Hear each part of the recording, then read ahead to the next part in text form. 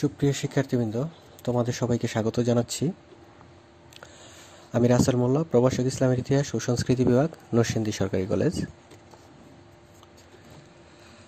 আজকে একাদশ শ্রেণীতে ইসলামের ইতিহাস ও সংস্কৃতি বিষয়ের প্রথম অধ্যায়ের সভ্যতার ইতিহাস সম্পর্কিত ক্লাস অনুষ্ঠিত হবে। আজকের ক্লাসের আলোচ্য অংশ: প্রাচীন সভ্যতা, মিশরীয় সভ্যতা, সুমেরীয় ও বেবিলনীয় সভ্যতা, গ্রিক সভ্যতা, রোমান সভ্যতা সম্পর্কিত আলোচনা পর্যায়ক্রমে আজকে আলোচিত হবে। প্রাচীন সভ্যতা। পরিবর্তনীয় মানব ইতিহাসে ধাপে ধাপে যে কৃষ্টি দানা বেঁধে উঠেছে তাই সভ্যতা নামে পরিচিত। মানব সৃষ্টির সূচনা পর্ব থেকেই মানব সভ্যতার বিকাশ শুরু। সভ্যতার মাধ্যমে কোনো দেশ বা অঞ্চলে বসবাসকারী জনগোষ্ঠীর মন মানসিকতা, চিন্তা চেতনা, শিক্ষা, সংস্কৃতি, রীতিনীতি, জীবনবোধ, ভাবনাবিলাস ও দৈনন্দিন জীবনযাত্রার বহিঃপ্রকাশ ঘটে থাকে। বস্তুত দীর্ঘকালের প্রক্রিয়ার মাধ্যমে আধুনিক সভ্যতার বিকাশ ঘটেছে। আর মানব সভ্যতার বিকাশের ধারাকে ঐতিহাসিকরা কয়েকটি ভাগে ভাগ করেছে। যেমন প্রথমে যে ভাগটি, সেটি হলো প্রস্তর যুগ। বিশ্বের ইতিহাসে প্রস্তর যুগ, যেটিকে স্টোন এজ বা পাথর যুগ নামে অভিহিত করা হয়, প্রস্তর যুগ, বিশ্বের ইতিহাসে প্রস্তর যুগ বলতে মানব ও তার সমাজের বিবর্তনের ধারায় একটি পর্যায়কে বোঝানো হয় যখন মানুষের ব্যবহার্য হাতিয়ার তৈরির মূল উপকরণ ছিল পাথর। প্রস্তর যুগ দুভাগে বিভক্ত: একটি পুরাপলীয় বা প্রাচীন প্রস্তর যুগ, আর অন্যটি নব্যপ্রস্তর যুগ বা নতুন পাথরের যুগ বা নবপলীয় যুগ নামে পরিচিত। পুরাপলীয় যুগ। পৃথিবীতে প্রথম যথার্থ মানুষের আবির্ভাব ঘটেছিল এখন থেকে 20 লক্ষ বছর পূর্বে। এ সময়ের মানুষকে বলা হতো আদিম মানুষ। এ শ্রেণীর মানুষ ফসল ফলাতে ও প্রয়োজনীয় দ্রব্যাদি বানাতে জানত না, তাই জীবন ধারণের জন্য তাদের নির্ভর করতে হতো প্রকৃতির উপর। তারা প্রথম দিকে গাছের বাকল, ফলমূল, লতাপাতা এবং পরে পশু পাখির মাংস খেয়ে জীবন ধারণ করত। এভাবে মানুষ শিকার করতে শেখে এবং শিকারের প্রয়োজনে পাথর ঘষে অস্ত্র বানাতে এবং আগুন জ্বালাতে শেখে। আদিমানবের এই পর্যায়কে প্রাচীন পাথরের যুগ বা পুরাপলীয় যুগ বলা হয়। নবপলীয় যুগ। পুরাপলীয় যুগে মানুষ জীবন ধারণের জন্য শিকারের উদ্দেশ্যে এক স্থান থেকে অন্য স্থানে যাযাবরের মতো ঘুরে বেড়াতে থাকে। এ পর্যায়ের শেষ প্রান্তে এসে মানুষ কৃষির আবিষ্কার শেখে। এ সময়কে নবপলীয় যুগ হিসেবে অভিহিত করা হয়। এ যুগের আরেকটি নাম হলো প্রাগৈতিহাসিক যুগ। কৃষির আবিষ্কার মানব সভ্যতায় ব্যাপক পরিবর্তন এনে দেয়। কৃষি উৎপাদনের প্রয়োজনে বিশৃঙ্খল মানুষ এ সময় দলবদ্ধ হতে শুরু করে। তারা পানির প্রাপ্যতার উপর নির্ভর করে বিশেষ বিশেষ স্থানে সমবেত হয়ে বসবাস করতে থাকে। ফলে তাদের যাযাবর জীবনের অবসান ঘটে এবং গ্রামের পত্তন ঘটতে থাকে। এ যুগে মানুষ পশু শিকার করতে গিয়ে পশুকে বশ করার কৌশল অবলম্বন করলে ধীরে ধীরে পশুপালনের বিকাশ ঘটে এবং এভাবে স্থায়ী ও মিলিতভাবে বসবাস, কৃষি উৎপাদন ও শিকার করতে গিয়ে নবপলীয় যুগে সামাজিক সংগঠনের বিকাশ ঘটে। নবপলীয় যুগে সামাজিক সংগঠন বা সমাজ ব্যবস্থার যাত্রা শুরু হলেও এ সময় লিখন পদ্ধতির আবিষ্কার না হওয়ায় এ যুগের কোনো লিখিত তথ্য পাওয়া যায় না। তাই এ সময়কে প্রাগৈতিহাসিক যুগও বলা হয়। আধুনিক ঐতিহাসিক ও গবেষকরা এ যুগের সময়কালকে 50,000 খ্রিস্টপূর্বাব্দ থেকে 10,000 খ্রিস্টপূর্বাব্দ বলে মনে করেন। সভ্যতার যুগ বা ঐতিহাসিক যুগ। প্রাগৈতিহাসিক যুগের অবসানের মধ্য দিয়ে সভ্যতার যুগ বা ঐতিহাসিক যুগের সূচনা ঘটে। সভ্যতার সংজ্ঞা ব্যাপক। মানব জীবনের আর্থ-সামাজিক, রাজনৈতিক, ধর্মীয় ও সাংস্কৃতিক প্রভৃতি সব দিকই সভ্যতার অন্তর্ভুক্ত। শহরের জীবনের উন্নত মানব জীবন ব্যবস্থা এবং এর সাথে লিখন পদ্ধতি, আইন, সরকার, ব্যবসা বাণিজ্য এবং ধর্ম সম্পর্কীয় মার্জিত ধারণার মতো কার্যক্রম সভ্যতার সাথে জড়িত। মানব ইতিহাসের বিভিন্ন স্তরে বিভিন্ন অঞ্চলে যে বিশেষ বিশেষ কৃষ্টির উদ্ভব ঘটেছিল তাকেই সভ্যতা বলা হয়। সভ্যতার যুগের দুটি গুরুত্বপূর্ণ বৈশিষ্ট্য ছিল। প্রথমটি হচ্ছে লিপির আবিষ্কার, আর দ্বিতীয়টি হচ্ছে নগর সভ্যতার সৃষ্টি। কৃষি আবিষ্কারের মাধ্যমে মানুষ সমাজবদ্ধভাবে বসবাস করতে থাকায় এ সময় গড়ে ওঠে গোত্র ও কৌম ব্যবস্থা, এবং মানুষ আয়ত্ত করে ধাতুর ব্যবহার। এর ফলে মানুষের জীবনযাত্রা যেমন গতিশীল হয়, তেমনি সমাজ ব্যবস্থাও উন্নত হতে থাকলে গ্রাম সংস্কৃতির উদ্ভব ঘটে এবং নগর সভ্যতার সূচনা হয়। আনুমানিক খ্রিস্টপূর্ব 5000 অব্দ থেকে নগর সভ্যতার শুরু হয়েছিল। কোন সভ্যতার সূচনা প্রথম হয়েছিল তা নিয়ে মতভেদ থাকলেও একটি বিষয় নিশ্চিত যে প্রায় কাছাকাছি সময়ে নদীকে কেন্দ্র করে মিশরীয়, মেসোপটেমীয়, সিন্ধু, চৈনিক প্রভৃতি সভ্যতার বিকাশ ঘটেছিল। সভ্যতা বিকাশের এই ধারাবাহিকতায় পরবর্তী সময়ে যুক্ত হয়েছিল ফিনিশীয় সভ্যতা, গ্রিক সভ্যতা, হিব্রু সভ্যতা, রোমান সভ্যতা, পারস্যিক সভ্যতার মতো অন্যান্য সভ্যতাগুলো। সভ্যতা বিকাশে সেমেটিক জাতির অবদান। সেমেটিক শব্দটি আদি বাইবেলের সাম শব্দ থেকে উদ্ভূত হয়েছে। মনে করা হয়ে থাকে হযরত নূহ আলাইহিসসালামের প্রথম পুত্র সামের বংশধররা সেমেটিক, দ্বিতীয় পুত্র হামের বংশধররা হেমেটিক বা মিশরীয়, তৃতীয় পুত্র ইয়াফেসের বংশধর আর্য বা ভারতীয় ইরানি প্রভৃতি নামে পরিচিত। নূহ আলাইহিসসালামের চতুর্থ পুত্র রাফেজের বংশধর সম্পর্কে প্রামাণ্য ইতিহাস দুর্লভ। সেমেটিক জাতির আদি বাসস্থান ছিল আরব ভূমি। মানব সভ্যতার ইতিহাসে তাদের অবদান অপরিসীম। বিশ্বের প্রধান তিনটি একেশ্বরবাদী ধর্মের প্রবর্তক ছিলেন এই সেমেটিক জাতিরই তিনজন অমর কৃতি সন্তান। তারা হলেন ইহুদি ধর্মের প্রবর্তক হযরত মুসা আলাইহিস সালাম, খ্রিস্ট ধর্মের প্রবর্তক হযরত ঈসা আলাইহিস সালাম এবং ইসলাম ধর্মের সফল প্রবর্তক হযরত মুহাম্মদ সাল্লাল্লাহু আলাইহি ওয়াসাল্লাম। কোনো ঐতিহাসিকের মতে কোনো এক সময়ে সেমেটিক জাতিগোষ্ঠীর সকলেই একই স্থানে বসবাস করত, একই ভাষায় কথা বলত, একই ধর্মে বিশ্বাস করত এবং একই সামাজিক বিধান মেনে চলত। কিন্তু লোকসংখ্যার বৃদ্ধি, অনুদার প্রকৃতি, দুঃসহ ভৌগোলিক পরিবেশ ও আর্থিক দুরবস্থার কারণে স্বাভাবিকভাবেই তারা পার্শ্ববর্তী উর্বর অঞ্চলসমূহের প্রতি প্রলুব্ধ হয়। এভাবে আনুমানিক খ্রিস্টপূর্ব 3500 অব্দে সেমেটিক জাতির একটি অংশ আদি ভাষভূমি আরব ত্যাগ করে টাইগ্রিস ইউফ্রেটিস উপত্যকায় গমন করে সুমেরীয় নামক সুসভ্য একটি অসেমেটিক জাতির সংস্পর্শে এসে ব্যাবিলনীয় ও অ্যাসিরীয় সভ্যতার উদ্ভব ঘটায়।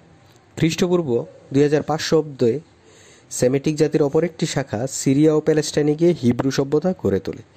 সেমেটিক জাতির অন্য একটি শাখা ভূমধ্যসাগর ও লেবানন পর্বতের মধ্যবর্তী ভূভাগে বসতি স্থাপন করে ফিনিশীয় সভ্যতার ভিত্তি স্থাপন করে। সেমেটিক জাতির একটি শাখা মিশরে বসতি স্থাপন করে স্থানীয় হেমেটিকদের সভ্যতার সংস্পর্শে এসে মিলিতভাবে ইতিহাসখ্যাত মিশরীয় সভ্যতার উদ্ভব ঘটায়। খ্রিস্টপূর্ব 331 অব্দে গ্রিক সম্রাট আলেকজান্ডারের পারস্য বিজয়ের পর প্রাচ্য ও পাশ্চাত্য সভ্যতার মধ্যে ভাবের বিনিময় ঘটে। পারস্পরিক ভাব বিনিময়ের ফলে এক উন্নত সভ্যতা জন্মলাভ করে। ইতিহাসে এ সভ্যতাই হেলেনিক সভ্যতা নামে পরিচিত।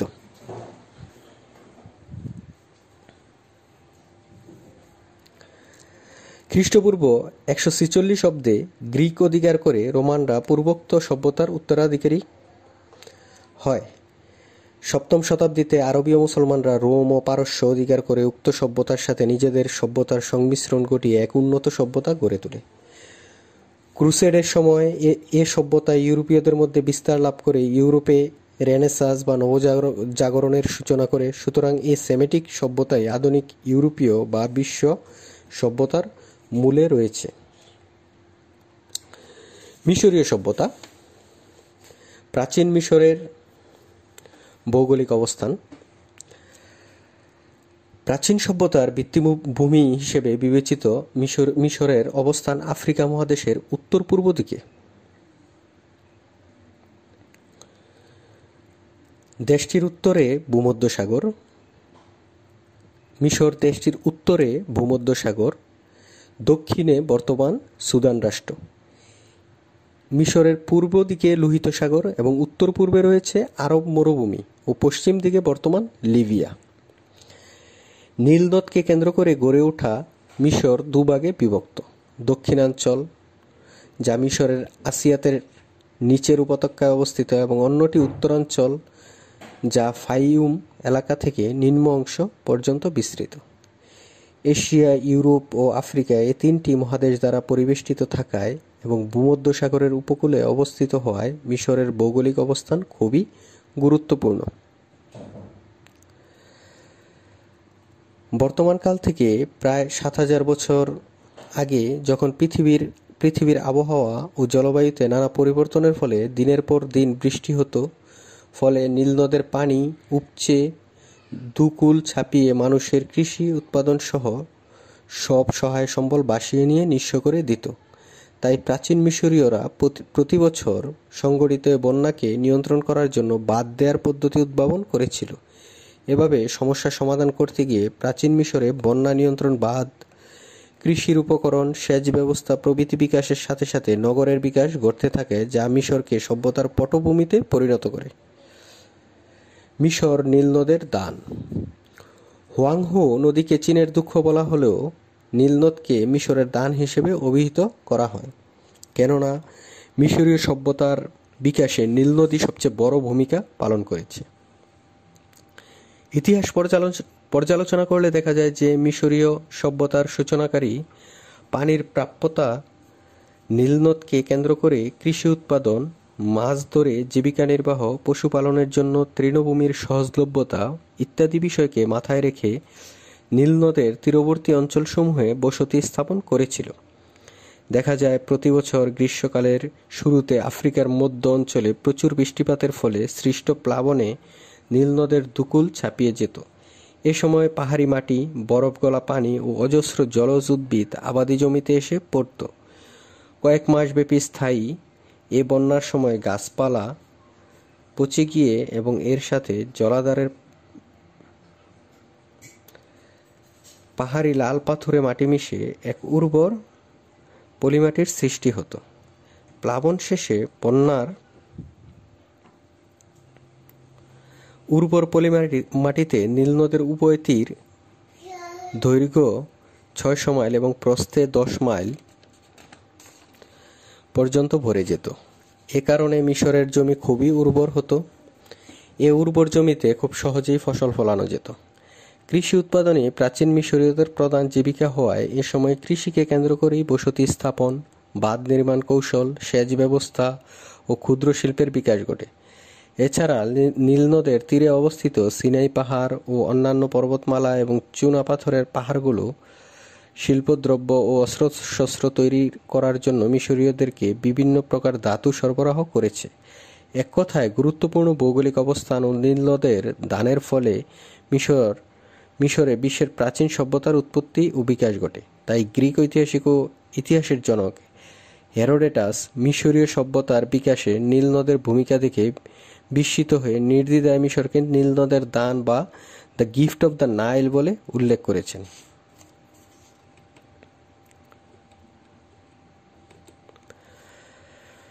প্রাচীন মিশরের রাজনৈতিক ইতিহাস। ঐতিহাসিকদের বর্ণনা অনুসারে আনুমানিক খ্রিস্টপূর্ব ৫,০০০ অব্দে মিশরের সভ্যতার শুরু হয়েছিল। ইউরোপীয়, লিবিয়ান, এশীয়, সেমেটিক ও আফ্রিকান নুবিয়ান রাজাদের সংমিশ্রণে সৃষ্ট এ সভ্যতার রাজনৈতিক ইতিহাস একটি আলোকোজ্জ্বল ঘটনা।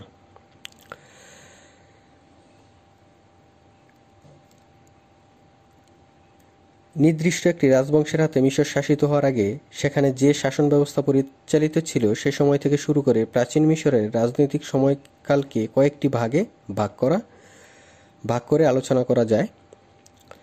প্রথমেই প্রাক রাজবংশীয় যুগ, খ্রিস্টপূর্ব ৫,০০০ থেকে খ্রিস্টপূর্ব ৩,০০২ অব্দ। প্রাক রাজবংশীয় যুগে মিশর ছোট ছোট প্রায় ৪০টি নগর রাষ্ট্রে বিভক্ত ছিল। এই নগররাষ্ট্রগুলো নোম নামে পরিচিত ছিল। এ সময় একটি স্থূল কনফেডারেশন থাকলেও নগররাষ্ট্রগুলো সংঘবদ্ধ ছিল না। প্রাচীন মিশরীয় সাহিত্য অনুসারে খ্রিস্টপূর্ব 4003 অব্দে নিম্ন মিশরের নামার নামে একজন বীর যোদ্ধা উচ্চ মিশর ও নিম্ন মিশরকে প্রথমবারের মতো রাজনৈতিকভাবে ঐক্যবদ্ধ করেন। তিনিই ছিলেন মিশরের প্রথম ফারাও, রাজা বা শাসক। পবিত্র কোরআনে তাকে ফেরাউন নামে অভিহিত করা হয়েছে। ঐক্যবদ্ধ মিশর 800 বছর টিকে ছিল। এরপর আবার বিভক্তি শুরু হয়। এ যুগের প্রথম মিশরীয় রাজধানী ছিল হেলিওপোলিস। এ সময় মিশরের যে সব উন্নয়ন হয় তা হল উন্নত লাঙলের ব্যবহার, জাতীয় সেচ ব্যবস্থার প্রবর্তন, লিখন পদ্ধতির প্রাথমিক উদ্ভাবন, পেপিরাস ও কালির ব্যবহার প্রভৃতি। প্রাচীন রাজবংশীয় যুগ 3200 থেকে 2300 খ্রিস্টপূর্বাব্দ। রাজা নেমেস মিশরে রাজবংশীয় যুগের সূচনা করেন। তিনি উত্তর ও দক্ষিণ মিশরকে একত্রিত করে এই যুগের সূচনা করেন বলে তাকে প্রথম রাজবংশের প্রতিষ্ঠাতা বলা হয়। এ সময় 6টি রাজবংশ মিশরে রাজত্ব করে। প্রথম দুটি রাজবংশের রাজধানী ছিল উচ্চ মিশরের থিনিস। পরবর্তী বা রাজবংশের সময়ে থিনিস থেকে রাজধানী পরিবর্তন করে মেমফিসে নেওয়া হয়, কারণ এই স্থানটি ছিল মিশরের কেন্দ্রভূমিতে এবং পরবর্তী 5 শতাব্দী পর্যন্ত এটিই ছিল মিশরের রাজধানী। মধ্য রাজবংশীয় যুগ 2100 থেকে 1788 খ্রিস্টপূর্বাব্দ। মধ্য রাজবংশীয় যুগের সূচনা হয় একাদশ রাজবংশ প্রতিষ্ঠার মাধ্যমে। এ বংশের শ্রেষ্ঠ রাজা ছিলেন নেপহাপেটরা। তিনি দ্বন্দ্বকলহ দূর করে গোটা মিশরকে একটি কেন্দ্রীয় শাসনের অধীনে আনেন। তবে সত্যিকারের পুনরুত্থান বা নবজাগরণ শুরু হয় দ্বাদশ রাজবংশের আমল থেকে, যখন মিশর ক্ষমতা ও সমৃদ্ধির উচ্চ শিখরে আরোহণ করে। তাই প্রাচীন মিশরের ইতিহাসে দ্বাদশ রাজবংশের আমলকে স্বর্ণযুগ বলা হয়। নতুন রাজবংশ বা সাম্রাজ্যের যুগ। বিদেশি শক্তির হাত থেকে মুক্তিলাভের জন্য খ্রিস্টপূর্ব 7ম শতকের শেষ দিকে উচ্চ মিশরের জনগোষ্ঠী ও শাসকেরা মিলিত হয়ে হিক্সেসদের বিরুদ্ধে প্রতিরোধ গড়ে তুললে 1528 খ্রিস্টপূর্বাব্দে মিশরীয়রা হিক্সেসদের বিতাড়িত করতে সক্ষম হয় এবং এর মধ্য দিয়ে শুরু হয় নতুন রাজবংশ বা সাম্রাজ্যের যুগ। প্রথম অহমজ এর মাধ্যমে এর সূচনা হলে পরবর্তীকালে ফারাও তৃতীয় থুতমোস এর সময় এ সাম্রাজ্যের উন্নতি ও বিকাশের দ্বারা গতিশীল হয় এবং তৃতীয় আমেনহোটেপের সময় এ সাম্রাজ্য উৎকর্ষের চরম শিখরে উপনীত হয়। পরবর্তীকালে ফারাও টুটেন খামেন ও ফারাও দ্বিতীয় রামসেস ও ফারাও তৃতীয় রামসেস এরপর শক্তিশালী শাসক না থাকায় পরবর্তী যুগে সাম্রাজ্যের অভ্যন্তরীণ শাসন ব্যবস্থা অত্যন্ত দুর্বল হয়ে পড়ে। নানা পরিবর্তনের পর 525 খ্রিস্টপূর্বাব্দে পারসিকদের হাতে এই সভ্যতার চূড়ান্ত পতন ঘটে।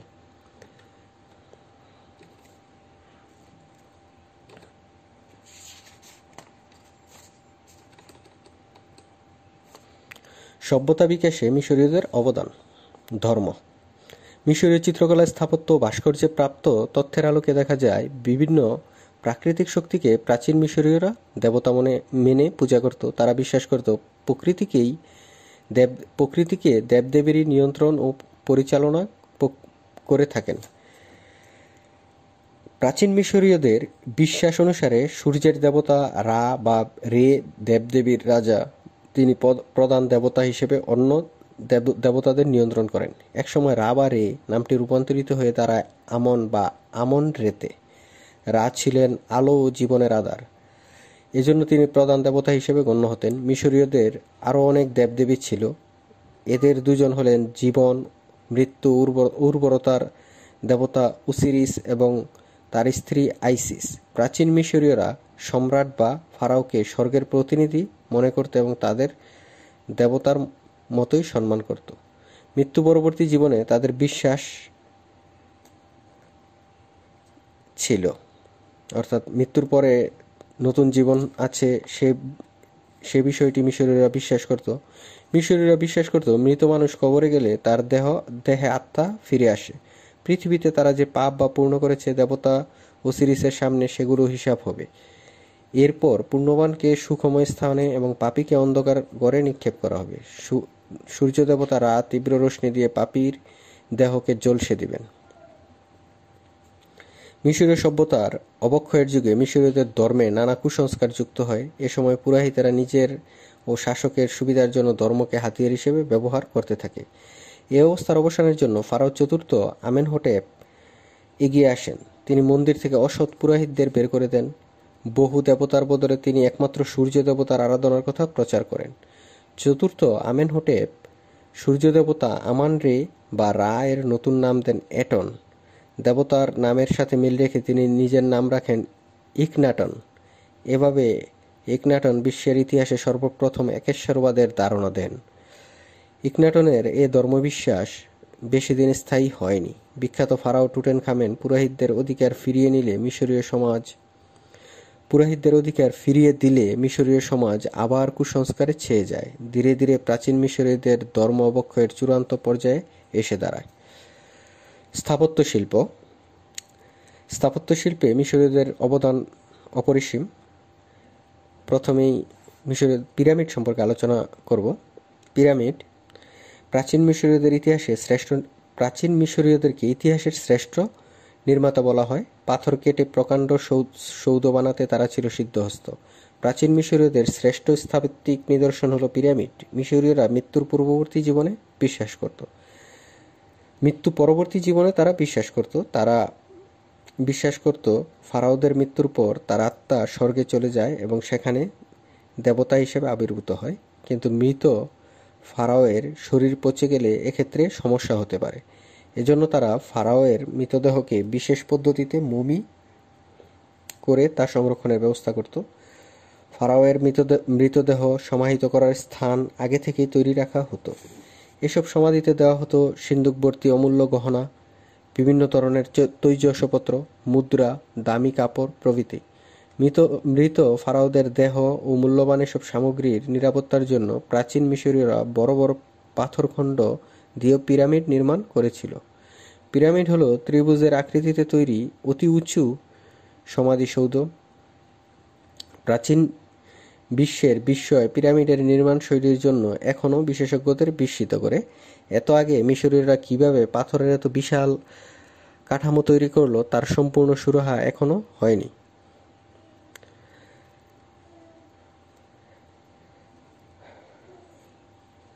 ফারাও জোসের সমাধিতে নির্মিত হয়েছে প্রথম পিরামিড। ইসহোটেপ নামে এক সুদক্ষ ভাস্কর এই পিরামিডটি নির্মাণ করেন। এর উচ্চতা 200 ফুট। মিশরে আরও অনেক পিরামিড আছে। এ পর্যন্ত 80টির বেশি পিরামিড পাওয়া গেছে। এর মধ্যে 70টির বেশি কালের সাক্ষী হয়ে এখনও টিকে আছে। টিকে থাকা পিরামিডগুলোর মধ্যে সবচেয়ে বিখ্যাত হলো ফারাও খুফুর পিরামিড। 13 একর জমির উপর নির্মিত এই পিরামিডটির দৈর্ঘ্য 755 ফুট এবং উচ্চতা 481 ফুট।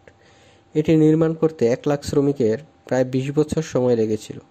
মিশরের পিরামিড সম্পর্কে প্লান্টাজেনেট সমারসেট ফ্রাই বলেন, পিরামিড মিশরীয়দের অগ্রগতির প্রশংসাই শুধু নয়, এর সাথে জড়িত ছিল ধর্মীয় বিশ্বাস। ধর্মমন্দির মিশরীয় সভ্যতার মধ্য ও শেষ ভাগে তেমন একটা পিরামিড তৈরি হয়নি। তবে এ সময় মিশরীয়রা পুরোহিতদের প্রভাবে অনেক বৃহৎ সুদৃশ্য ধর্মমন্দির নির্মাণ করেছেন। মিশরের ধর্মমন্দিরগুলোর মধ্যে কার্নাক ও লুক্সরের মন্দির বিখ্যাত। এই মন্দিরগুলো খুব জাঁকজমকপূর্ণভাবে প্রচুর অর্থ ব্যয় করে নির্মিত। মন্দিরের প্রবেশপথের দুপাশে সারি সারি স্ফিংসের মূর্তি ও সামনে ফারাওয়ের মূর্তি রাখা হতো। ভাস্কর্য পিরামিড গড়ার সূত্রেই মিশরে ভাস্কর্য শিল্পের বিকাশ ঘটেছিল। বিভিন্ন সমাধিসৌধ, ধর্মমন্দির ও প্রাসাদের প্রবেশপথে ভাস্কর্য নির্মাণ করা হতো। মূর্তি খোদাই করে মন্দিরের ভেতরে দেয়াল সাজানো হতো। বড় বড় পাথর কেটে চমৎকার সব মূর্তি বানানো হতো। চিত্রকলা ও কারুশিল্প মিশরের চিত্রশিল্পীরাও পিছিয়ে ছিলেন না। মন্দিরের দেওয়াল, মমি ও তার কফিনের উপর প্রাচীন মিশরীয় চিত্রশিল্পের নিদর্শন পাওয়া যায়।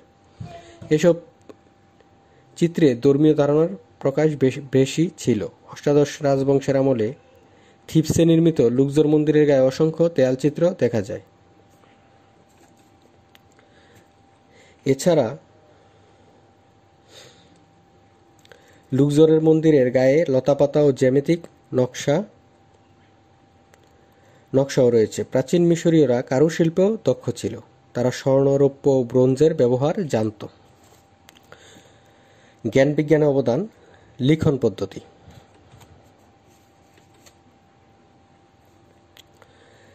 সভ্যতার ইতিহাসে মিশরীয়দের গুরুত্বপূর্ণ অবদানগুলোর একটি হলো লিখন পদ্ধতির আবিষ্কার।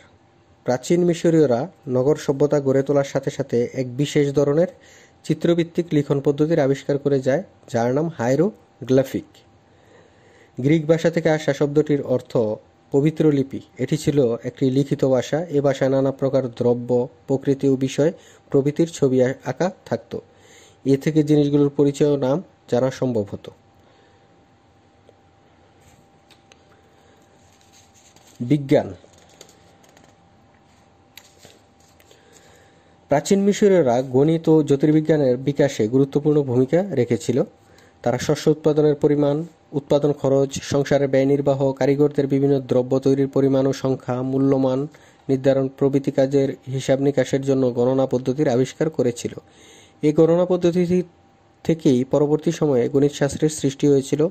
মিশরীয়রা পাটিগণিতের সাথে সাথে জ্যামিতিও আবিষ্কার করেছিল। তারাই প্রথম যোগ, বিয়োগ, ভাগ এবং ভগ্নাংশ পদ্ধতি সহ কৌণিক, আয়তক্ষেত্র ও ষড়ভুজের ব্যবহার করে। জ্যামিতিক পরিমাপের মাধ্যমে বিশাল পিরামিডের নির্মাণ কৌশল নির্ধারিত হয়েছিল।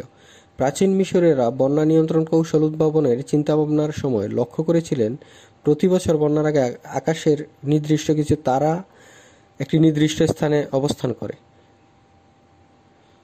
এসব পর্যবেক্ষণের মাধ্যমেই মিশরের প্রথম জ্যোতির্বিদ্যার উদ্ভব হয়েছিল। তারা বর্ষপঞ্জি অর্থাৎ ক্যালেন্ডারও তৈরি করেছিল। মিশরীয়রা হিসাব করে বের করেছিল যে 365 দিনে এক বছর হয়। তারা বছরকে মাসে এবং মাসকে 30 দিনে ভাগ করেছিল। চিকিৎসা বিজ্ঞানের ক্ষেত্রেও প্রাচীন মিশরীয়রা গুরুত্বপূর্ণ অবদান রাখে। তারা রোগীর নাড়ি পর্যবেক্ষণ করে রোগ নির্ণয় করত। খ্রিস্টপূর্ব 1700 অব্দে মিশরীয় চিকিৎসকেরা রোগ নির্ণয় করে চিকিৎসাপত্র দিতেন বলে জানা যায়। ধারণা করা হয় পিরামিডের যুগে দাঁত, চোখ, পাকস্থলী ইত্যাদির বিশেষজ্ঞ চিকিৎসক ছিল। চিকিৎসা বিষয়ক গ্রন্থ মেটেরিয়া মেডিকা মিশরীয়রাই প্রণয়ন করে। শল্য চিকিৎসায় তাদের যে বিস্ময়কর প্রতিভা ছিল তার প্রমাণ হলো মানবদেহের মমি। 1000 বছরের বেশি সময় পর্যন্ত মৃতদেহের পচন ঠেকাতে সক্ষম হয়েছে মমি পদ্ধতি। কাগজ। লিখন পদ্ধতির বিকাশের ক্ষেত্রে মিশরীয়দের সবচেয়ে বড় অবদান হচ্ছে কাগজের আবিষ্কার। তারা নীল নদের তীরে জন্মানো পেপিরাস নামক নলখাগড়া দিয়ে এক ধরনের কাগজ তৈরি করত।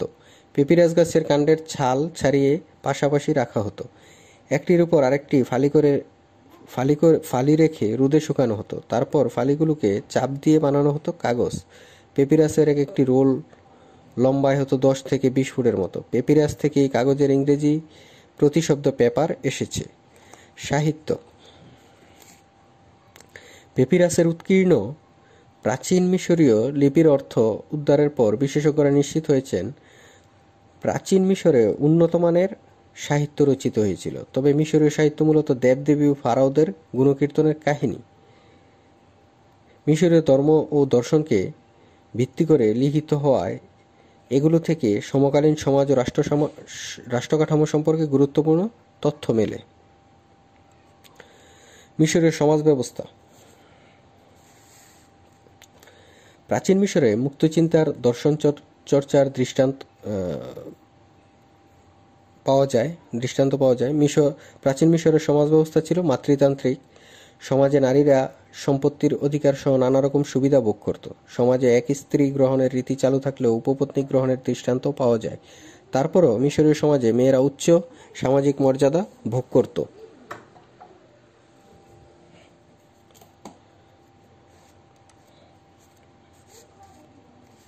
যেমন ফারাও প্রথম থুতমোসের মেয়ে হাটশিপুট বা হাটাসু 1520 থেকে 1480 খ্রিস্টপূর্বাব্দে বিশ্বের প্রথম মহিলা শাসক হিসেবে মিশরের সিংহাসনে অধিষ্ঠিত ছিলেন।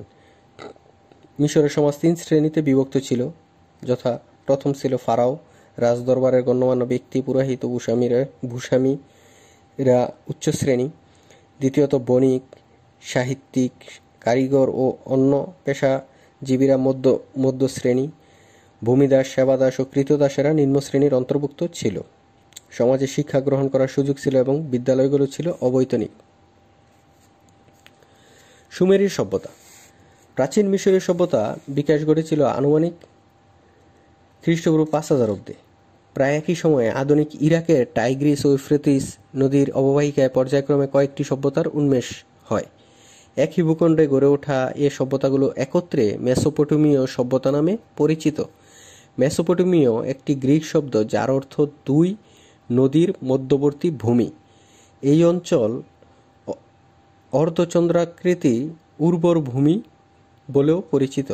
মেসোপটেমীয় ভূখণ্ডে যে সভ্যতাগুলো গড়ে উঠেছিল সেগুলোর মধ্যে উল্লেখযোগ্য হল সুমেরীয় সভ্যতা, বেবিলনীয় সভ্যতা, এসিরীয় সভ্যতা ও ক্যালেডীয় সভ্যতা।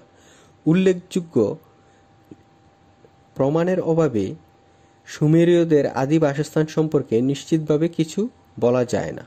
একদল ঐতিহাসিকের মতে সুমেরীয়দের একটি দল 4000 খ্রিস্টপূর্বাব্দের দিকে মেসোপটেমিয়ার উত্তর পূর্বাঞ্চল বিশেষত এলেমের পাহাড়ি অঞ্চল থেকে এসে দক্ষিণ মেসোপটেমিয়ার নিম্ন অঞ্চলে বসতি স্থাপন করেছিল। তাদের নামানুসারে এ সভ্যতাটি সুমেরীয় নামে পরিচিত হয়। খ্রিস্টপূর্ব 3500 অব্দে কৃষি ও কারিগরি শিক্ষায় দক্ষ সুমের জাতি এ অঞ্চলে প্রাচীন এ সভ্যতার উন্মেষ ঘটিয়েছিল। সভ্যতা সুমেরীয়দের সমাজ, রাজনীতি ও অর্থনীতি। মেসোপটেমীয় সভ্যতাগুলোর মধ্যে সবচেয়ে প্রাচীন ও সমৃদ্ধ সভ্যতা হল সুমেরীয় সভ্যতা। কয়েকটি নগরকে কেন্দ্র করে সুমেরীয়রা সভ্যতার বিকাশ ঘটিয়েছিল। এগুলোর মধ্যে তাদের রাজধানী উর ছাড়াও লারমা, উরুদ, কিশ, নিপ্পর, লাগাস উল্লেখযোগ্য। সুমেরীয় সভ্যতার নগর রাষ্ট্রের প্রধানদের পদবি ছিল পাতেজি। ক্ষমতাধর পাতেজিরা ছিলেন একাধারে ধর্মযাজক, সমর নেতা ও সেচ ব্যবস্থার নিয়ন্ত্রক। সুমেরীয়দের আয়ের মূল উৎস ছিল কৃষি। কাঠের লাঙল, ধাতুর কাস্তে ও নিড়ানির ব্যবহার এবং সেচ ব্যবস্থার উদ্ভাবনের মাধ্যমে তারা উন্নত কৃষি পদ্ধতি গড়ে তোলে। তারা ছিল দক্ষ কৃষক। মেসোপটেমিয়ার উর্বর মাটিতে তারা দক্ষতার সাথে চাষাবাদ করত। সুমেরীয় ফিলিস্তিনি, ফিনিশিয়া, ক্রিট, ইজিয়ান দ্বীপপুঞ্জ, ভারত, এশিয়া মাইনর ও মিশরের সাথে বাণিজ্য করত। কৃষি ও বাণিজ্য ছাড়াও তারা গৃহ নির্মাণ শিল্প, মাটির আসবাবপত্র তৈরি, নৌকা তৈরি ইত্যাদি পেশায় নিয়োজিত ছিল। সুমেরীয় সমাজ ব্যবস্থা মূলত 3টি শ্রেণীতে বিভক্ত ছিল: পুরোহিত, অভিজাত, বণিক ও উচ্চপদস্থ কর্মচারীদের নিয়ে উচ্চ শ্রেণী, চিকিৎসক, ক্ষুদ্র ব্যবসায়ী, প্রকৌশলী, শিক্ষক, বুদ্ধিজীবীদের নিয়ে মধ্য শ্রেণী। নিম্ন শ্রেণীতে অবস্থান ছিল ভূমিদাস ও শ্রমিকদের। সুমেরীয় সমাজে শিল্প ও ব্যবসা পরিচালনায় মেয়েদের অধিকার দেয়া হয়েছিল। সভ্যতায় সুমেরীয়দের অবদান।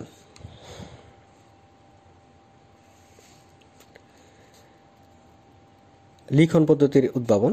মানব সভ্যতার বিকাশে সুমেরীয়দের অন্যতম অবদান হচ্ছে একটি ভিন্নতম লিখন পদ্ধতির উদ্ভাবন। প্রথম দিকে সুমেরীয় লিপি ছিল মিশরীয়দের মতো চিত্রলিপি ভিত্তিক। পরবর্তীকালে নিজেদের লেখাকে গতিশীল করতে তারা নতুন লিখন পদ্ধতির উদ্ভাবন করে, যা কিউনিফর্ম বা কিলকাকার নামে পরিচিত। সুমেরীয় কাদামাটির ফলকে খাগের কলম দিয়ে কৌণিক কিছু রেখা ফুটিয়ে তুলত। চিহ্নগুলো দেখতে অনেকটা কিলক বা প্যারেকের মতো। কিউনিফর্মকে বলা হয় অক্ষরভিত্তিক চিত্রলিপি। এই লিপি বাম দিক থেকে ডানে লেখা হতো। সুমেরীয় ভাষায় 500 এর বেশি কিলকাকার সাংকেতিক চিহ্নের সন্ধান পাওয়া যায়। সুমেরের বিখ্যাত শহর নিপ্পরে কিউনিফর্ম চিত্রলিপির প্রায় 4000 মাটির চাকতি পাওয়া যায়।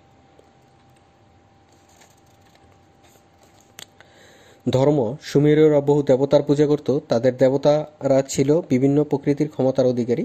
সুমেরীয় ধর্মবিশ্বাসের মতে এনলিল ছিল পৃথিবীর দেবতা, আলু আকাশ দেবতা, এনকি পানির দেবতা, শামস সূর্য দেবতা প্রভৃতি। সুমেরীয়দের প্রধান ধর্মমন্দিরকে বলা হতো জিগুরাত। আইন। সুশৃঙ্খল ও সুন্দর জীবনযাপনের জন্য সুমেরীয়রা একটি আইন কাঠামো গড়ে তুলেছিল। সুমেরীয় সম্রাট ডুঙ্গি এ আইন প্রণয়ন করেছিলেন। তিনি নিজেকে পৃথিবীর 4 অঞ্চলের নৃপতি উপাধি দিয়ে সুমেরীয় জাতিকে একত্রিত করেন এবং স্থানীয় প্রচলিত আইনগুলোকে সংগ্রহ করে সর্বপ্রথম একটি বিধিবদ্ধ আইন প্রণয়ন করেন। সুমেরীয় আইনের ধারা ছিল খুবই কঠোর প্রকৃতির। সাধারণভাবে একে বলা হয় প্রতিশোধমূলক আইন, যেমন চোখের বদলে চোখ, হাতের বদলে হাত ইত্যাদি। শিল্পকলা।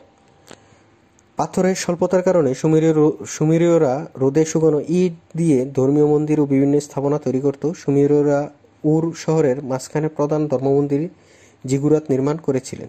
এ সময় পূজা করার উদ্দেশ্যে বহু দেবদেবতা দেবদেবীর মূর্তি নির্মাণ করা হতো। সাহিত্য, ইতিহাসবিদ ও প্রত্নতাত্ত্বিকদের প্রাপ্ত তথ্য থেকে ধারণা করা হয় সুমেরীয় সাহিত্য ছিল পৌরাণিক কাহিনী নির্ভর। এসব কাহিনীতে প্রাচীন রাজাদের সাথে দেবতাদের সম্পর্ক তৈরি করা হয়েছিল। ধর্মচিন্তার সাথেও এসব সাহিত্যের সম্পর্ক বিদ্যমান ছিল। জ্ঞান বিজ্ঞান, প্রাচীন সুমের ধর্মকে কেন্দ্র করে বিজ্ঞানের বিকাশ ঘটেছিল। ধর্মীয় উৎসবের সময় বের করতে গিয়েই তারা জ্যোতির্বিদ্যার উদ্ভাবন ও চর্চা করেছিল। দিনপঞ্জি আবিষ্কার তাদের প্রধান অবদান। সুমেরীয়রা চাঁদের আবর্তনের উপর নির্ভর করে জলঘড়ি ও চন্দ্র পঞ্জিকার উদ্ভাবন করেছিল। তারা বছরকে 12 মাসে বিভক্ত করে, এছাড়া 60 মিনিট 1 ঘন্টা, 24 ঘন্টা 1 দিন, 7 দিন 1 সপ্তাহ প্রভৃতি নির্ধারণ করেন। বেবিলনীয় সভ্যতা, মেসোপটেমিয়া অঞ্চলে সুমেরীয়দের ধ্বংসস্তূপের উপর ইউফ্রেটিস নদীর তীরে বেবিলনীয় সভ্যতার সূচনা হয়েছিল 2050 খ্রিস্টপূর্বাব্দে। বেবিলন শব্দটি বাবিল থেকে এসেছে, যার অর্থ দেবতার শহর। আরব ঐতিহাসিকেরা এ অঞ্চলকে উম্মুল বিলাদ বা সভ্যতার জন্মভূমি নামে অভিহিত করেন। আমোরাইট নামে পরিচিত একদল সেমেটিক মানুষ এই সভ্যতাটির যাত্রা শুরু করেছিল। বেবিলনের উপর দিয়ে মেসোপটেমিয়ার প্রধান স্থলপথটি চালু থাকায় কালক্রমে এ সভ্যতার মানুষেরা বাণিজ্যিক তৎপরতায় যুক্ত হলে বেবিলন মেসোপটেমিয়ার শ্রেষ্ঠ বাণিজ্য নগরীতে পরিণত হয়। এ সভ্যতাটির শ্রেষ্ঠ শাসক ছিলেন রাজা হাম্মুরাবি। তিনি কোড অফ হাম্মুরাবি নামে বিখ্যাত একটি আইন সংহিতা প্রণয়ন করে ইতিহাসে অমর হয়ে রয়েছেন। সভ্যতায় বেবিলনীয়দের অবদান। আইন সংহিতা প্রণয়ন, সম্রাট হাম্মুরাবির লেখা 55টি চিঠি তার আইন সংহিতা এবং সমকালীন প্রত্নতাত্ত্বিক নিদর্শন বিশ্লেষণ করে সভ্যতায় বেবিলনীয়দের নানা অবদানের উল্লেখ পাওয়া যায়। সভ্যতায় বেবিলনীয়দের প্রধান অবদান হাম্মুরাবির আইন সংহিতা প্রণয়ন। পারস্যের সিপার দুর্গে কালো সবুজ পাথরে সংকলিত এ আইন সংকলনটি পাওয়া গেছে। এ আইনে 282টি ধারা ছিল, যাতে দাঁতের বদলে দাঁত, চোখের বদলে চোখ ইত্যাদি কঠোর শাস্তির বিধান সম্পর্কে জানা যায়। এতে নানা সামাজিক ও রাজনৈতিক অপরাধ, পারিবারিক বিচার, বিবাহ, বাণিজ্যিক বিধান ইত্যাদি বিধিতে সংযোজিত। জ্ঞান বিজ্ঞান চর্চা, বেবিলনীয়রা জ্ঞান বিজ্ঞান চর্চায় পারদর্শী ছিল। তারা গণিত ও জ্যোতির্বিদ্যার উন্নয়নে ভূমিকা রেখেছেন। গণিতে দশমিকের প্রচলন, বীজগণিতের সরল সমীকরণ, পরিধি ও ব্যাসের অনুপাতে মান নির্ণয়ের ক্ষেত্রে তারা অবদান রেখেছিলেন। এ সময় পুরোহিতেরা জিগুরাতের চূড়ায় বসে মহাকাশ পর্যবেক্ষণ করতেন এবং জ্যোতির্বিদ্যার উন্নয়নে তারা বেবিলনীয় পঞ্জিকা তৈরি করেছিল। চাঁদের সাথে অন্যান্য গ্রহের সম্পর্কের ধারণা এরাই সর্বপ্রথম প্রদান করেছিল। বেবিলন চিকিৎসা বিজ্ঞানও উন্নত ছিল। ধর্মীয় বিশ্বাস, বেবিলনীয়দের ধর্ম সুমেরীয়দের চেয়ে পরিমার্জিত ছিল। বেবিলনের প্রধান দেবতা ছিল মার্ডক। দেবী স্টার ছিলেন গাছপালা, পশু ও মানুষের জন্মের নিয়ন্ত্রণকারী। মার্ডকের ভাই তাম্বাস ছিলেন এদের তৃতীয় গুরুত্বপূর্ণ দেবতা। এদের ধর্মীয় বিশ্বাসে পরকালের কোনো ধারণা ছিল না।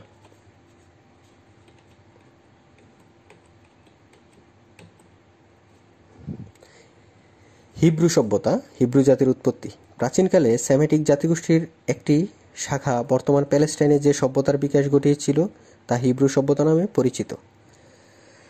হিব্রু একটি সেমেটিক ভাষার নাম। এ ভাষায় কথা বলা মানুষরাই হিব্রু নামে পরিচিত। প্রচলিত একটি মত অনুসারে খাবিরু বা হাবিরু নাম থেকে হিব্রু শব্দ এসেছে। এটি হিব্রুদের শত্রুপক্ষের দেয়া নাম, যার অর্থ বিদেশি, নিম্নবংশীয়, যাযাবর। অপর মতে হিব্রু নামটি ইবার থেকে এসেছে। হিব্রু অর্থ যাযাবর বা বিদেশি। হিব্রুদের কখনো কখনো ইউফ্রেটিস নদীর অপর তীর থেকে আগত জাতিগোষ্ঠীর লোক হিসেবে আখ্যা দিয়ে হিব্রু হিসেবে উল্লেখ করা হয়।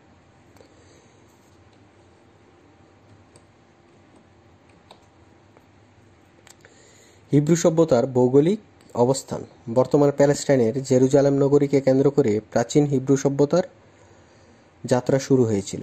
এই সভ্যতার কেন্দ্র হিসেবে পরিচিত প্যালেস্টাইনের অবস্থান এশিয়া মহাদেশের পশ্চিমে। দেশটির উত্তরে রয়েছে প্রাচীন ফিনিশিয়া আর বর্তমান লেবানন, দক্ষিণে সৌদি আরব, পূর্ব দিকে জর্দান এবং পশ্চিমে ভূমধ্যসাগর। হিব্রুদের রাজনৈতিক ইতিহাস। হিব্রুদের আদি বাস ছিল আরব মরুভূমিতে। প্যালেস্টাইনের জেরুজালেম নগরীকে কেন্দ্র করে গড়ে ওঠা এ সভ্যতার ইতিহাস পর্যালোচনা করলে দেখা যায় এ সভ্যতার মানুষ হিব্রু বা ইহুদি নামে পরিচিত। এরা প্রথমে সুমেরীয়দের অধীনে ছিল।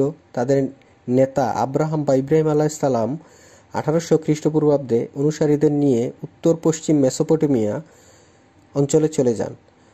পরবর্তী সময়ে আব্রাহামের বংশধর জ্যাকব বা ইয়াকুব আলাইহিসসালাম হিব্রুদের নিয়ে প্যালেস্টাইনের উপর আধিপত্য প্রতিষ্ঠা করেন। ইয়াকুব আলাইহিসসালাম ইসরায়েল নামেও সুপরিচিত ছিলেন এবং সে সূত্রেই তার অনুসারীরা ইসরায়েলি নামে পরিচিত হয়। হিব্রুরা খ্রিস্টপূর্ব 1600 অব্দে মিশরের ফারাও সম্রাটের দাসে পরিণত হয় এবং দীর্ঘকাল দাসত্বের জীবন কাটায়। 1300 থেকে 1250 খ্রিস্টপূর্বাব্দে মোজেস বা মুসা আলাইহিসসালাম এর আবির্ভাব হলে তারা দাসত্ব থেকে মুক্তি লাভ করে এবং সিনাই উপদ্বীপে এসে নতুন আবাস গড়ে তোলে। হযরত মুসা আলাইহিসসালাম হিব্রুদেরকে কেবল একত্রিতই করেননি, বরং একেশ্বরবাদী হিসেবে জেহোবার উপাসনায় আকৃষ্ট করে। তার মৃত্যুর পর হিব্রুরা পুনরায় বিচ্ছিন্ন হয়ে পড়ে। পরে 1000 খ্রিস্টপূর্বাব্দের দিকে হিব্রু নেতা ডেভিড বা দাউদ আলাইহিসসালাম হিব্রুদের সংগঠিত করেন। ডেভিডের মৃত্যুর পর তার পুত্র সোলাইমান আলাইহিসসালাম হিব্রুদের রাজা হন। তার রাজত্বকালে হিব্রু রাজ্য উন্নতির চরম শিখরে পৌঁছে। হিব্রুদের আবাসভূমি জেরুজালেমকে তিনি সুরম্য অট্টালিকার এক মনোরম শহরে পরিণত করেন। তবে সলোমনের সর্বশ্রেষ্ঠ কৃতি হচ্ছে একটি বড় উপাসনালয় নির্মাণ, যা তার নামানুসারে সলোমনস টেম্পল নামে পরিচিত। খ্রিস্টপূর্ব 722 অব্দে এসিরীয়রা হিব্রু সাম্রাজ্য দখল করে।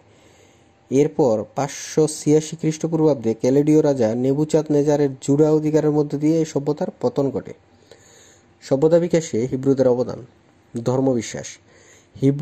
হিব্রুরা বিশ্বের ইতিহাসে সর্বপ্রথম একেশ্বরবাদ ধারণার প্রবর্তন করে।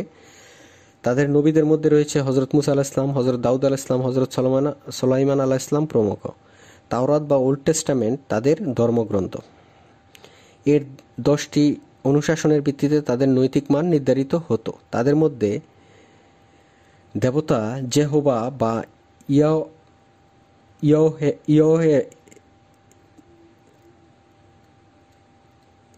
জেহোবা একমাত্র ঈশ্বর। ঐতিহাসিক বার্নস ও রালফের মতে হিব্রুদের ধর্ম 4টি পর্যায়ে বিকশিত হয়েছে, যথা মুসা পূর্ব স্তর, নির্দিষ্ট দেবতায় আরাধনার স্তর, নবীদের আগমনের স্তর, নির্বাসন পরবর্তী স্তর। পরে ইসলাম ধর্মের আবির্ভাবের পর নিরাকার আল্লাহর পরিবর্তে হিব্রুরা জেহোবাকে আকার বিশিষ্ট ঈশ্বর, একক ঈশ্বর বলে মনে করত। ধর্মগ্রন্থ। হিব্রুদের ধর্মীয় গ্রন্থ তাওরাত বা ওল্ড টেস্টামেন্ট নামে পরিচিত।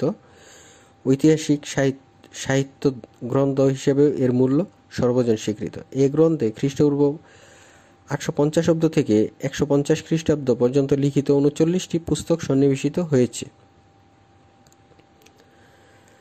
ওল্ড টেস্টামেন্টের বর্ণনা যেমন বর্তমানকালের ইহুদিরা মেনে চলে, তেমনি খ্রিস্ট ধর্মের ধর্মগ্রন্থ বাইবেলের অনেক বর্ণনা এটি থেকে গৃহীত বলে গবেষকরা মনে করেন। আইন।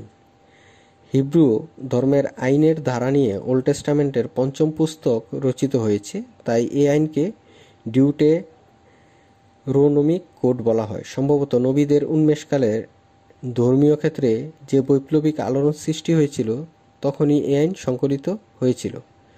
হিব্রুদের আইনে দানশীলতা, উদারতা, দাসমুক্তি, বিচারক ও অন্যান্য সরকারি কর্মচারীদের দায়িত্ব, কর্তব্য, সুদ, ঋণ ব্যবস্থাপনা ইত্যাদি সম্পর্কে শাস্তি ও দিক নির্দেশনামূলক বক্তব্য রয়েছে।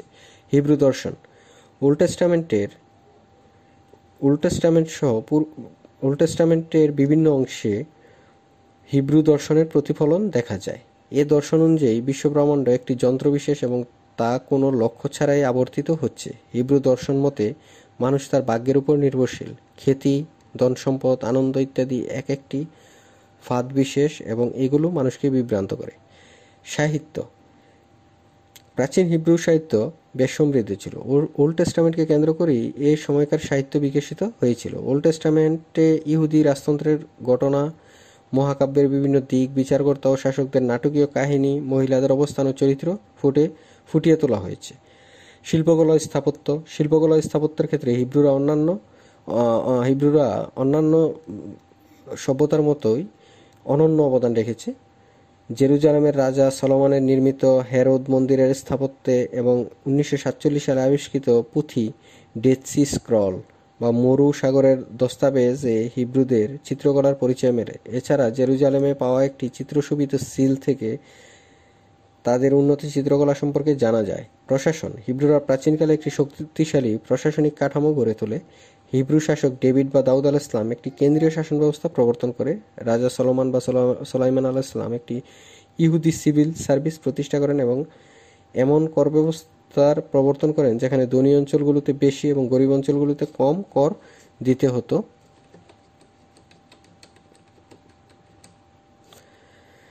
গ্রিক সভ্যতা: বর্তমান গ্রিসকে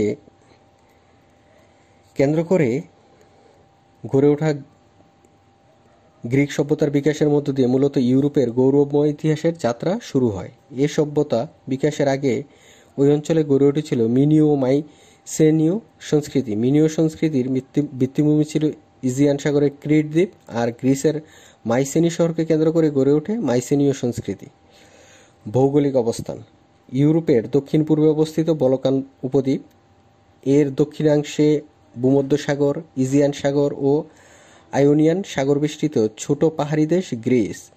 ভূপ্রকৃতি দেশটিকে তিন ভাগে বিভক্ত করেছে, যথা দক্ষিণ ও মধ্য ও উত্তর গ্রিস। ম্যাসেডোনিয়ার অধিপতি দিগ্বিজয়ী বীর আলেকজান্ডারের শাসনামলে এ সভ্যতার সীমানা গ্রিস পেরিয়ে আধুনিক মিশর, Palestine, Lebanon, Syria, Iraq, Iran হয়ে ভারতবর্ষ পর্যন্ত বিস্তৃত ছিল।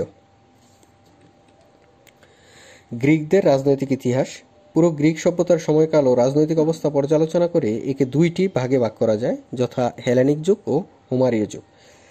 হেলেনিক যুগ: মাইসেনীয় সভ্যতার পতনের পরে গ্রিসের মূল ভূখণ্ডে 45,000 বর্গমাইল এলাকা জুড়ে একটি নতুন সভ্যতার যাত্রা শুরু হয়।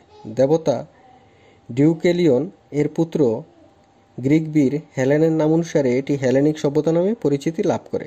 এ সভ্যতার সময়কাল ছিল খ্রিস্টপূর্ব ত্রয়োদশ শতকের মাঝামাঝি থেকে খ্রিস্টপূর্ব 336 অব্দ পর্যন্ত।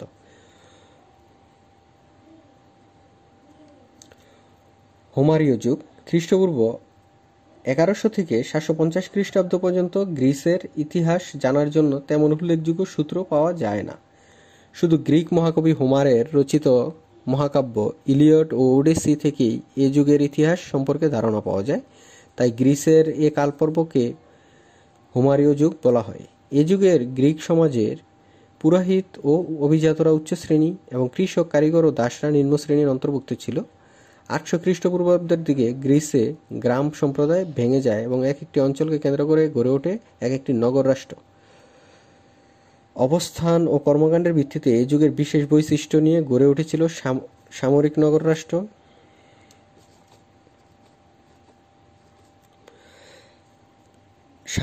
রাষ্ট্র, স্পার্টা ও গণতান্ত্রিক নগর রাষ্ট্র এথেন্স। সামরিক নগর রাষ্ট্র স্পার্টা: গ্রিক নগর রাষ্ট্রগুলোর মধ্যে স্পার্টার বৈশিষ্ট্য ছিল একেবারে আলাদা। 800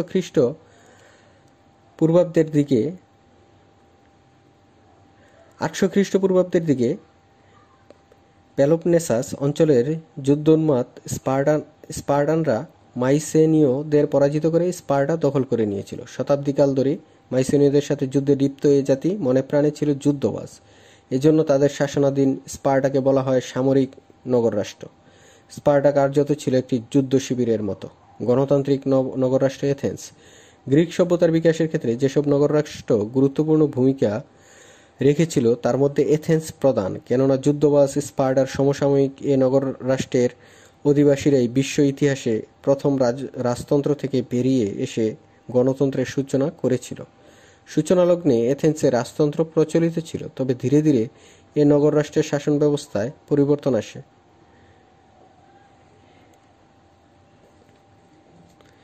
সভ্যতায় হেলেনিকদের অবদান।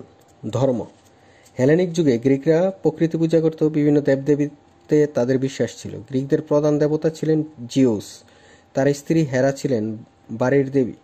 সূর্য দেবতা অ্যাপোলো জীবন ও সঙ্গীতের দেবতা হিসেবে পরিচিত ছিল। চিরকুমার এথেনা ছিলেন জ্ঞান ও বায়ুর দেবী। এছাড়া অন্যান্য গ্রিক দেবদেবীর মধ্যে উল্লেখযোগ্য হলেন শিকারের দেবী আর্তেমিস, দেবতার দূত হার্মিস ও প্রেমের দেবী আফ্রোদিতি। দর্শন। হেলেনিকরা দর্শন চর্চার ক্ষেত্রে অসাধারণ কৃতিত্ব দেখিয়েছেন। প্রকৃতির নানা বিষয় নিয়ে ভাবতে গিয়ে তারা দর্শন চর্চার বিকাশ ঘটিয়েছিল।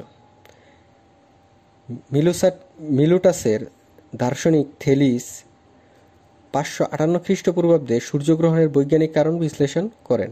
মানুষ ও পৃথিবীর উৎস নিয়ে ভাবতে গিয়ে এ সময় এক শ্রেণীর যুক্তিবাদী দার্শনিকের আবির্ভাব ঘটেছিল, যাদের বলা হতো সোফিস্ট।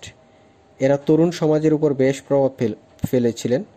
এ ধারায় সবচেয়ে খ্যাতিমান দার্শনিক ছিলেন এথেন্সের সক্রেটিস। আদর্শ রাষ্ট্র ও সৎ নাগরিক গড়ে তোলা ছিল তার দর্শনের প্রধান বিষয়। সক্রেটিসের মৃত্যুর পর তার ছাত্র প্লেটো এবং প্লেটোর পর তার ছাত্র অ্যারিস্টটল দর্শন চর্চার বিকাশে গুরুত্বপূর্ণ অবদান রাখেন। প্লেটো তার বিখ্যাত গ্রন্থ রিপাবলিক ও ডায়ালগস অফ সক্রেটিস এবং অ্যারিস্টটল পলিটিক্স গ্রন্থ রচনা করেন। সাহিত্য। গ্রিকরা বিশ্ব সাহিত্য বিকাশে গুরুত্বপূর্ণ অবদান রেখেছে। প্রাচীন গ্রিক সাহিত্যের নিদর্শন মহাকবি হোমারের ইলিয়ড ও ওডিসি মহাকাব্য, ধ্রুপদী বিশ্ব সাহিত্যের অমূল্য সম্পদ। এতে গ্রিকদের হাতে এশিয়া মাইনরের ট্রয় নগরী ধ্বংস হওয়া ও পরের ঘটনাপ্রবাহ লিপিবদ্ধ রয়েছে। প্রথম দিকে গ্রিক সাহিত্যে কাল্পনিক চিন্তার প্রাধান্য ছিল, পরবর্তী সময়ে তা কমে আসে। এক পর্যায়ে সাহিত্যের বিশেষ ধারা হিসেবে শোকসঙ্গীতের উন্মেষ হয়। নাটক রচনায় হেলেনিকদের কৃতিত্বপূর্ণ অবদান রয়েছে। ধর্মীয় ও সামাজিক বিভিন্ন বিষয় এবং যুদ্ধের ঘটনাকে কেন্দ্র করে সে সময় অনেকগুলো নাটক রচিত হয়েছিল। ইতিহাস রচনার ক্ষেত্রে হেলেনীয় ছিল প্রতিগীত স্বরূপ। এ সময় ইতিহাসবেত্তা হেরোডোটাস গ্রিক পারস্য যুদ্ধের কাহিনী নিয়ে তার বিখ্যাত গ্রন্থ দ্য হিস্টোরিজ রচনা করেন। বস্তুত এ গ্রন্থ রচনার মধ্য দিয়ে বিশ্ব ইতিহাস লেখা শুরু হয়। এজন্য হেরোডোটাসকে ইতিহাসের জনক বলে অভিহিত করা হয়। বিজ্ঞান। হেলেনিক যুগে গ্রিক জ্ঞানবিজ্ঞানের ব্যাপক উন্নতি হয়েছিল। দার্শনিক থেলিস নিজে একজন বিজ্ঞানী ছিলেন। তিনি সূর্যগ্রহণের বৈজ্ঞানিক ব্যাখ্যা দিয়ে প্রমাণ করেন যে প্রাকৃতিক নিয়মেই সূর্যগ্রহণ হয়ে থাকে। গ্রিক বিজ্ঞানীরা বেশ সাফল্যের সাথে পৃথিবীর মানচিত্র অঙ্কন করেছিলেন। গণিতবিদ পিথাগোরাস জ্যামিতির উন্নয়নে অসাধারণ অবদান রাখেন। পৃথিবী যে গোলাকার তিনি তা গাণিতিকভাবে প্রমাণ করেন। স্থাপত্য ও ভাস্কর্য। হেলেনীয় যুগের গ্রিকরা স্থাপত্য ভাস্কর্য নির্মাণে ব্যাপক পারদর্শিতা দেখিয়েছেন।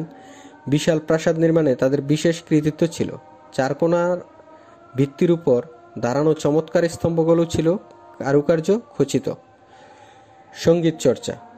ধর্মীয় উৎসবে গান গাওয়ার প্রেরণা থেকে গ্রিসে সঙ্গীত চর্চার বিকাশ ঘটেছিল। সঙ্গীত চর্চার কারণে গ্রিসে নানা ধরনের সঙ্গীত কলার বিকাশ ঘটেছিল। তারা বাঁশি বাজাতে জানত এবং তাদের মধ্যে নানা ধরনের বাদ্যযন্ত্রের প্রচলন ছিল। অলিম্পিক খেলা। রাজনৈতিক লক্ষ্যকে সামনে রেখেই গ্রিক রাজনীতিবিদরা 776 খ্রিস্টপূর্বাব্দে অলিম্পিক খেলা শুরু করেন। এক্ষেত্রে তাদের মূল উদ্দেশ্য ছিল প্রয়োজনে সব নগর রাষ্ট্রের মধ্যে জাতীয় ঐক্যবোধ তৈরি করা। প্রতি 4 বছর অন্তর অনুষ্ঠিত এ খেলায় বিভিন্ন নগর রাষ্ট্রের খেলোয়াড়রা অংশগ্রহণ করত। হেলেনিস্টিক সভ্যতা। গ্রিক সভ্যতার হেলেনীয় যুগের পরিসমাপ্তি ঘটিয়ে ইতিহাসের ক্রমবিবর্তনে হেলেনিস্টিক যুগের যাত্রা শুরু হয়েছিল। হেলেনিস্টিক যুগের সৃষ্টিতে মহামতি আলেকজান্ডারের নাম ব্যাপকভাবে জড়িয়ে থাকলেও যুগের সূচনা হয়েছিল তার বাবা মেসিডনের শাসক দ্বিতীয় ফিলিপের সময়। সব নগর রাষ্ট্র নিয়ে তিনি পারস্যের বিরুদ্ধে হেলেনীয় সংঘ প্রতিষ্ঠা করেন, কিন্তু পরিকল্পনা বাস্তবায়নের আগে দ্বিতীয় ফিলিপ গুপ্তঘাতকের হাতে নিহত হলে পুত্র আলেকজান্ডার ক্ষমতা গ্রহণ করে গ্রিক ইতিহাসে এক নতুন যুগের সূচনা করেন। তিনি হেলেনীয় সংঘের নেতা নির্বাচিত হয়ে 333 খ্রিস্টপূর্বাব্দে পারস্যকে পরাজিত করে এশিয়া মাইনর ও মিশরের কিছু অংশ দখল করে নেন। এরপর তিনি মিশরের সিংহাসনে অধিষ্ঠিত হয়ে 331 খ্রিস্টপূর্বাব্দে আরবেলার যুদ্ধে পারস্যের সম্রাট তৃতীয় দারিউসকে পরাজিত করেন এবং সম্রাট দারিউসের মৃত্যুর পর 330 খ্রিস্টপূর্বাব্দে সমগ্র পারস্য দখল করে ভারতীয় সীমান্ত পর্যন্ত অগ্রসর হন। সভ্যতায় হেলেনিস্টিকদের অবদান। অর্থনৈতিক ক্ষেত্রে হেলেনিস্টিক যুগে ভারতবর্ষ থেকে চীন, পশ্চিমে আটলান্টিক মহাসাগর এবং দক্ষিণে ইথিওপিয়া পর্যন্ত গ্রিকদের বাণিজ্যিক যোগাযোগ চালু ছিল। বাণিজ্যিক প্রয়োজনে এ সময় জাহাজ নির্মাণ শিল্প, পোতাশ্রয় নির্মাণ, বাতিঘর নির্মাণ সহ বাণিজ্য উপযোগী কাঠামো গড়ে ওঠে। জ্ঞান বিজ্ঞানের ক্ষেত্রে হেলেনিস্টিকরা জ্ঞান বিজ্ঞানের একনিষ্ঠ পৃষ্ঠপোষক ছিলেন। আলেকজান্ডারের মৃত্যুর পর টলেমির শাসনকালে আলেকজান্দ্রিয়া নগরী বিজ্ঞান চর্চায় তীর্থকেন্দ্রে পরিণত হয়। এ সময় বিজ্ঞানের বিকাশে বিখ্যাত অনেক পণ্ডিতের আবির্ভাব ঘটেছিল। দর্শনের ক্ষেত্রে হেলেনিস্টিক যুগে স্টোইকবাদ বা এপিকিউরাসবাদ বিকশিত হয়েছিল। এ যুগের বিখ্যাত দার্শনিকদের মধ্যে জন ও এপিকিউরাস ছিলেন অন্যতম। ধর্মের ক্ষেত্রে হেলেনিস্টিক যুগে দেবদেবীর আরাধনা করা হতো। টলেমি আলেকজান্দ্রিয়ায় জান্দ্রিয়ায় একটি চমৎকার মন্দির নির্মাণ করেন। এ যুগের প্রাচ্যের ধর্মীয় ধ্যানধারণা পাশ্চাত্যে প্রবেশ করলে এরই পথ ধরে খ্রিস্ট ধর্মের উদ্ভব ঘটে। রোমান সভ্যতা প্রাচীন বিশ্বের উন্নত সভ্যতাগুলোর অন্যতম। ঐতিহাসিক প্লান্টাজেনেট সামারসেট ফ্রাইয়ের মতে ইতিহাসে রোমান সভ্যতার প্রভাব ছিল সবচেয়ে বেশি, তারপরেও এর খুব ক্ষুদ্র অংশই ছিল মৌলিক। গ্রিক সভ্যতা ম্লান হয়ে যাওয়ার আগেই রোমান সভ্যতার বিকাশ ঘটেছিল। এ সভ্যতা গড়ে ওঠে ভূমধ্যসাগরীয় অঞ্চলের ইতালীয় ছোট শহর রোমকে কেন্দ্র করে, যা বর্তমানে দেশটির রাজধানী। ভৌগোলিক অবস্থান: ইতালির পশ্চিম সীমান্তের কাছে অবস্থিত শহর রোমকে কেন্দ্র করে রোমান সভ্যতা গড়ে ওঠে। এর পশ্চিমে আपेनाইল পর্বতমালা, উত্তরে আল্পস পর্বতমালা, দক্ষিণে ভূমধ্যসাগর এবং উত্তর পূর্বে আদ্রিয়াটিক সাগর। উত্তর পূর্বে আদ্রিয়াটিক সাগরের অপর পাশে বলকান অঞ্চল তথা মধ্য ইউরোপীয় ভূখণ্ড। রোম নগরী 7টি পাহাড়ের উপর ছড়িয়ে আছে, তাই এটিকে 7 পর্বতের নগরী বলা হয়। রোমানদের রাজনৈতিক ইতিহাস: 800 খ্রিস্টপূর্বাব্দের দিকে ইন্দো ইউরোপীয় জাতিগোষ্ঠীর ইট্রুস্কানরা টাইবার নদীর উত্তর দিকে অবস্থিত তুস্কানি অঞ্চল দখল করে, কিন্তু পার্শ্ববর্তী শক্তিশালী গ্রিকদের সাথে প্রতিযোগিতায় টিকতে না পেরে তারা দুর্বল হয়ে পড়ে। অবশেষে রোমের নেতৃত্বে ইতালীয় জাতিগুলো ইট্রুস্কানদের পরাজিত করে রোমান সভ্যতার সূচনা করে। রোমানরা রাজ্য শাসনে নতুন ব্যবস্থার চালু করে। 2 জন অভিজাতের হাতে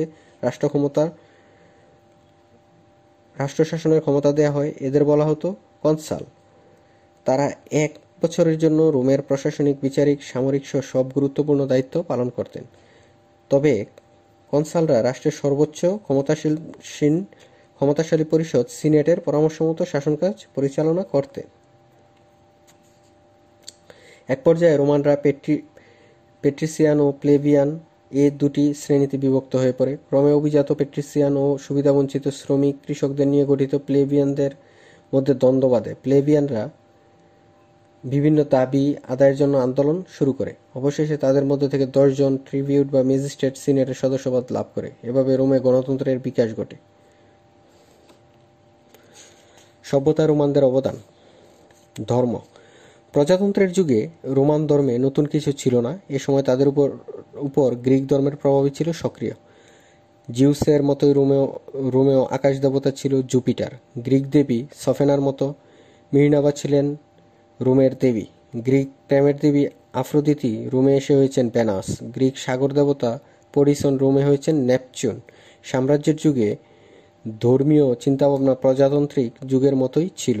এ সময় প্রচুর মন্দির নির্মাণ করা হয়। খুব ঘটা করে ধর্মীয় উৎসব পালন করা হতো। অগাস্টাস সিজারের সময় থেকে ঈশ্বররূপে সম্রাটকে পূজা করার রীতি চালু হয়। রোমে নিজস্ব ধর্ম পালনের পাশাপাশি খ্রিস্ট ধর্মের বিস্তারও চলতে থাকে। এই নতুন ধর্মে মানুষের প্রতি সম্মান বেশি দেখানো হয়েছিল, তাই অনেকেই খ্রিস্ট ধর্ম গ্রহণ করতে থাকে। দর্শনশাস্ত্রের ক্ষেত্রে রোমের সুখ্যাতি ছিল। মূলত গ্রিক দর্শনের উপর ভিত্তি করে রোমান দর্শন আত্মপ্রকাশ করে। দার্শনিক লুক্রটিয়াস ছিলেন বোগবাদের প্রবক্তা। স্টোয়িকবাদ হচ্ছে রোমের সবচেয়ে জনপ্রিয় দার্শনিক মতবাদ। স্টোয়িকবাদের উন্নয়নে 3 জন ব্যক্তিত্ব বিশেষ ভূমিকা পালন করেন। এদের একজন ছিলেন ধনী রোমান সিনেক, অন্যজন এপিকটেটাস, তিনি ছিলেন দাস, এবং শেষ ব্যক্তিত্ব হচ্ছেন রোমান সম্রাট মার্কাস অরলিয়াস। সাহিত্যের ক্ষেত্রে ব্যাপক উন্নতি লক্ষ্য করা যায় সম্রাট অগাস্টাস সিজারের সময় থেকে। এ যুগে বিখ্যাত গীতিকার ছিলেন হোরাস। কবি হিসেবে বিশ্বজোড়া নাম করেছেন ভার্জিল। তার লেখা মহাকাব্য ইনিড বিশ্ববিখ্যাত। ওভিড ও লিবি এ যুগের বিখ্যাত কবি। লিবি একজন ইতিহাসবিদ হিসেবেও খ্যাতিমান। বিখ্যাত বক্তা সিসেরা গদ্য সাহিত্য রচনায় খ্যাতিমান ছিলেন। স্থাপত্য ও ভাস্কর্য। স্থাপত্য ভাস্কর্যের ক্ষেত্রে রোমানদের উন্নতি সাম্রাজ্যের যুগেই হয়েছিল। রোমানের স্থাপত্য ভাস্কর্যের নিজস্ব ধরন দেখা যায়। প্রধানত ইট ও কংক্রিটের স্থাপত্য তৈরি হলো চৌকোনা পাথর ব্যবহার করা হতো। মার্বেল পাথর দিয়ে ঢেকে দেওয়া হতো কংক্রিটের কাঠামো। ইমারতে নানা রকম অলঙ্করণ থাকত। বিজ্ঞান। বিজ্ঞানের ক্ষেত্রে রোমানদের অবদান খুব উল্লেখযোগ্য নয়, তবে দুই একজন বিজ্ঞানী ক্ষেত্রে গুরুত্বপূর্ণ ভূমিকা রেখেছিলেন। এছাড়া ইতালিতে বসবাসকারী কয়েকজন হেলেনিস্টিক বিজ্ঞানী ছিলেন, তারা রোমের বিজ্ঞানের ক্ষেত্রে পূর্ণতা দিয়েছিলেন। এদের মধ্যে খ্যাতিমান ছিলেন চিকিৎসা বিজ্ঞানী গ্যালেন। এছাড়া বিজ্ঞানী সোরানাস ও রুফাসের খ্যাতির কথাও জানা যায়। ক্ষুদ্র শিল্প। রোমের বিশাল সাম্রাজ্য জুড়ে নানা ধরনের শিল্প কারখানা গড়ে উঠেছিল। এখানে তৈরি হতো অস্ত্রশস্ত্র, ব্রোঞ্জ এবং লোহার দ্রব্যাদি এবং পশমি বস্তু ও মাটির পাত্র। আইন। রোমের বিশাল সাম্রাজ্য জুড়ে নানা ধরনের আইনের ক্ষেত্রে রোমান সাম্রাজ্যের বিশেষ কৃতিত্ব ছিল। প্রথম দিকে রোমান আইনের কোনো লিখিত রূপ ছিল না। 450 খ্রিস্টপূর্বাব্দে 12টি ব্রোঞ্জ পাতে সর্বপ্রথম রোমান আইন সংকলিত হয়। অগাস্টাস সিজার ও তার উত্তরাধিকারীদের পৃষ্ঠপোষকতা রোমান আইনের 3টি শাখা বিকাশ লাভ করেছিল: বেসামরিক আইন, জনগণের আইন, প্রাকৃতিক আইন। বেসামরিক আইন, এই আইনগুলো পালন করতে নাগরিকদের বাধ্য ছিল। জনগণের আইন, মানুষের ব্যক্তিগত অধিকার রক্ষার জন্য এই আইন তৈরি করা হয়েছিল। প্রাকৃতিক আইন, স্টোয়িক মতবাদ ভিত্তিক এই আইনের বক্তব্য হচ্ছে প্রকৃতিগতভাবে সব মানুষ সমান এবং জন্মগতভাবে লাভ করা তাদের মৌলিক অধিকার লঙ্ঘন করার ক্ষমতা সরকারের নেই। তোমাদের সবাইকে ধন্যবাদ।